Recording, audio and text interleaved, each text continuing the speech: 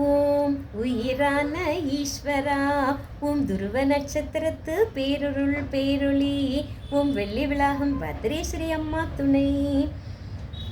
பார்வதி தேவி நாரதரை பார்த்து, என்ன நாரதா, என்னை இப்படி தர்ம சங்கடமான நிலையில மாட்டி விட்டுட்டியே, நான் இப்போ இந்த மாங்கனியை யாருக்கு நீ கொடுக்கறது, இதற்கு நீயே ஒரு தீர்ப்பு சொல்லு அப்படின்னு சொன்னாங்க. உடனே நாரதர், அன்னையே, இந்த உலகத்தை யார் முதல்ல சுற்றி வராங்களோ அவங்களுக்கு இந்த மாங்கனி அப்படின்னு சொன்னார். அவர் சொல்லி வாயை மூடுறதுக்குள்ள முருகப்பெருமான் தன்னுடைய மயில் மீது ஏறி உலகத்தை சுற்றி வர கிளம்பிடுறாரு. ஞானத்தில் மிகுந்தவராச்சே விநாயகப் பெருமான்.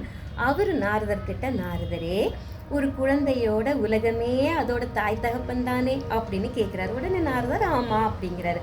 உடனே விநாயகப் பெருமான் சிவபெருமானையும் பார்வதி தேவியும் ஒரு சுற்று சுற்றி வந்து பார்வதி தேவி கையில் உள்ள மாங்கனியை தன் கையில் வாங்கிடுறாரு. அந்த நேரம் சரியாக முருகப்பெருமானும் உலகத்தை சுற்றி வந்து கைலாயம் வந்து அடைகிறாரு.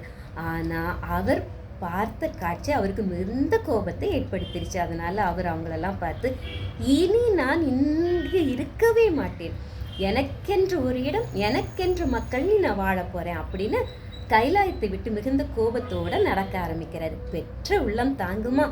பார்வதி தேவி முருகன் பின்னாலே போய் சமாதான மொழிகள் சொல்லிக்கிட்டே போகிறாங்க. ஆனால் முருகப்பெருமான் கோபத்தோடு நடந்துக்கிட்டே இருக்கார். ஒரு கட்டத்தில் பார்வதி தேவி முருகா நில் அப்படிங்கிறாங்க. உடனே முருகப்பெருமான் எந்த இடத்துல நடந்துட்டு இருந்தாரோ அந்த இடத்துல சட்டுன்னு நிற்கிறாரு.